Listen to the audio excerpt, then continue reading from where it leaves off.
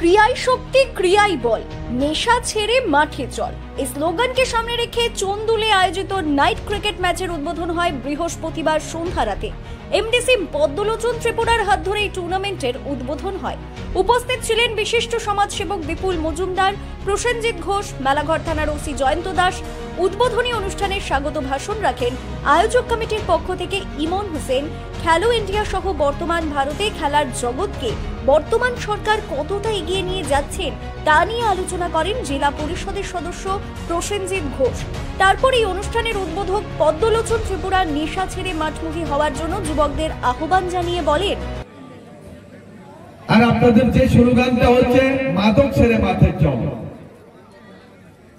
বর্তমান যুব সমাজ নেশার কবলিত হচ্ছে, বিভিন্ন নেশাগ্রস্ত হচ্ছে, সবচেয়ে বেশি হচ্ছে এদেশি এলাকাতে।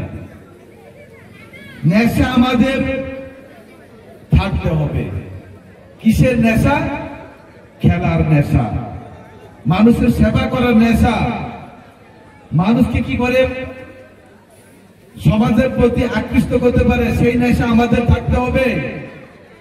কিন্তু নেশা আমাদেরকে ছাড়তে হবে, সেটা হচ্ছে যে নেশা ক্রয় করে, যে ট্যাবলেট খেয়ে বা যে মাদক খেয়ে আমাদের যে সমাজের যে ক্ষতি হচ্ছে, যে কলুষিত হচ্ছে, সেই রকম নেশা আমাদের ছাড়তে হবে। পরিশেষে নানাবিধ অনুষ্ঠানের মাঝে দু দলের প্লেয়ারদের নিয়ে অতিথিবর্গরা ব্যাট বল দিয়ে নিজেরা খেলার উদ্বোধন করেন।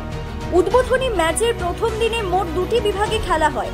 প্রথমার্ধে মেলাঘর 9 স্টার বনাম উত্তর শিলকাঠি।